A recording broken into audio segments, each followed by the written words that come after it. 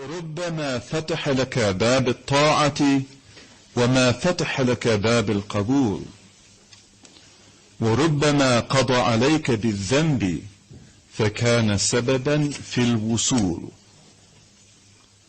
He says it may be that God opens for you the door of obedience. ربما فتح لك باب الطاعة. It may be that God opens for you the door of obedience, وَمَا فَتَحَ لَكَ بَابِ الْقَبُولِ, but He does not open for you the door of acceptance. That would be very disastrous, because then you will be preoccupied with your obedience, and you will be taken by yourself, and then your obedience becomes disobedience. And this is what happened to the Khawarij, because they were given obedience, but the door of acceptance was not there. And why that's the case? Pride and arrogance and lack of adab. They came from certain tribes, mostly in the center of Arabia, which is Najd, and which is where Riyadh is today, the capital of Saudi Arabia. And the Prophet warned us against Najd.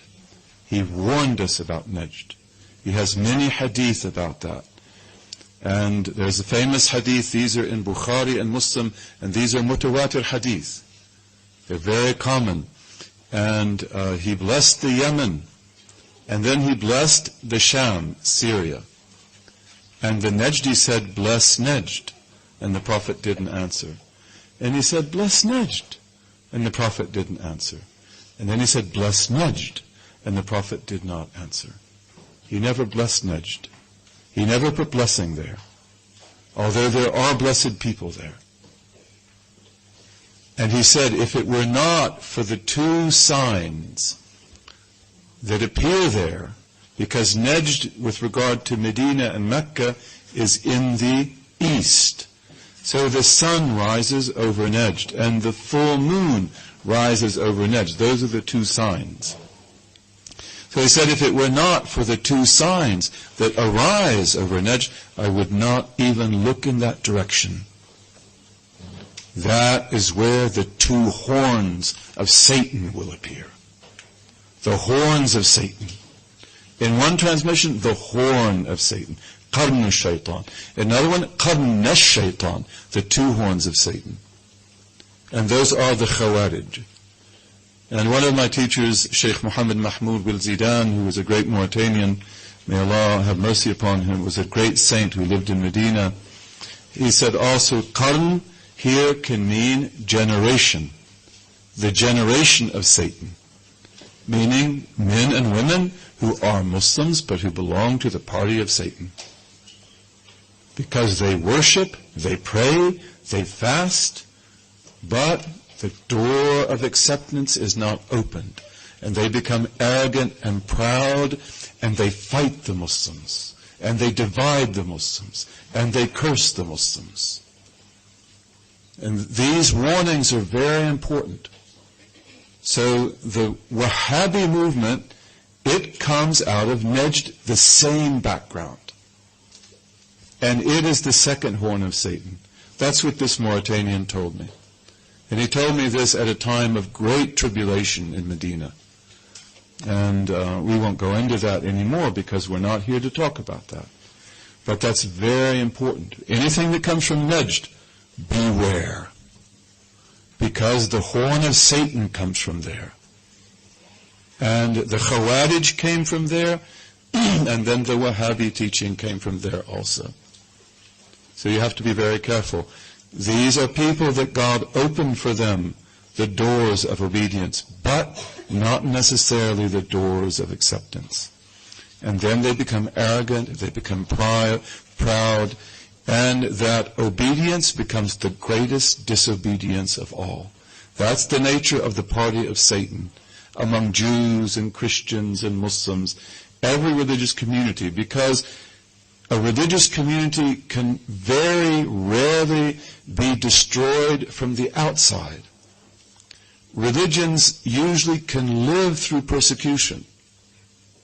They just buckle down. And we have lived through persecution many times. Persecution can destroy the faith if it's really big persecution. Where you just wipe it out. That's happened to us in our history a lot. But after persecution, the deen will come back. I'll go to Russia, inshallah, later this week, to Tatarstan. The Tatars, Russians and Tatars, you can't tell them apart. The Tatars ruled the Russians over 250 years in the name of Islam, the Golden Horde. Golden Horde is really interesting, really interesting. And then you have Islam in Russia even before the Golden Horde, the Bulgars who had come into Islam about 1,000 years ago. And we'll visit all of that, bi-iznillahi ta'ala. We'll visit all of that. So the Russian Empire, this begins when Ivan the Terrible conquers the Volga River. The Volga River is extremely strategic in Europe. Extremely strategic. And the Tatars controlled the Volga River. They knew that they had the whole Volga River. And if they control the Volga River, they control basically everything. So he destroys the Tatars. This is in the 16th century, the 1500s. And he takes the great mosque of Kazan, which we will be going to, and he destroys all the mosques. But the beautiful mosque of Kazan, he takes it apart, and he brings it to Moscow, and he makes it rebuilt as a church, which is St. Basil's Cathedral in the Kremlin. We'll see that, and you've seen it, with the funky onion domes, and all those crazy colors. That's Tatars. Those were the Tatars. Everywhere Muslims were, in the classical period for 1,000 years, whatever they build in architecture or art is perfectly suited to the people around them. So that Tatar mosque was so beautiful in Russian eyes that it became like the logo of Russia, St. Basil's Cathedral. And that's a Tatar mosque. Look at the cultural genius that Muslims had. It's incredible. In China, everywhere. But he made all the Tatars become Christian or be killed. Over 200 years later, not Saint Catherine, she wasn't a saint. She was a queen, though, a powerful queen, Catherine the Great. She was a German, actually.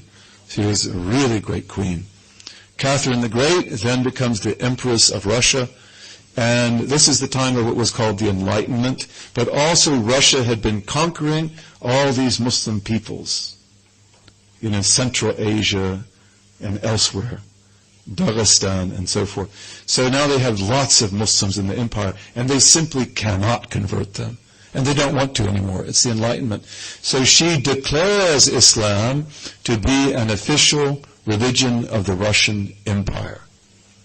And when she does that, the Tatars come back to Islam en masse, who have been forbidden to be Muslims for over 200 years. We have lots of examples of that in Muslim history. It's amazing. Islam puts down roots that are deep, and you can cut them off, but they will come back as soon as they can grow again. And they come back. So oppression is bitter. It's bitter herbs. But it's very difficult to destroy religion through oppression, as we see today in Syria, for example. I mean, what's the hell the Syrians have lived through all these years? Or in Libya, God deliver the Libyan people and the Syrian people, all these beautiful people. Give them their freedom, their dignity again. Okay?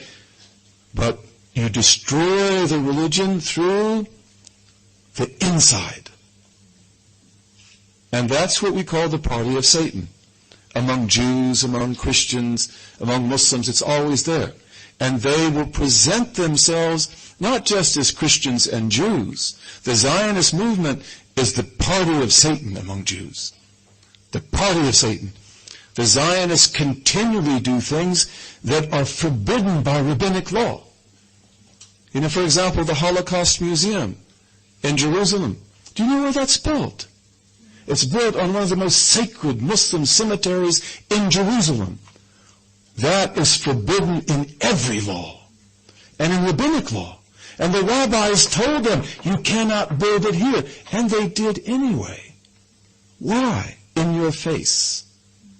In your face. Zionism is the greatest danger to Judaism that ever has been.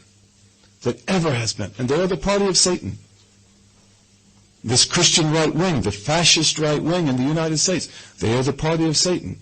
That never means that all the people in them are diabolical. No. A lot of them just don't know any better. Okay, but the party of Satan, that they destroy the religion from the inside. And so you have to be aware of that. And you have to be wise. Not everyone that has a beard is pious. Not everyone who prays 5 times a day is a person you can trust. Beware whom you take your deen from.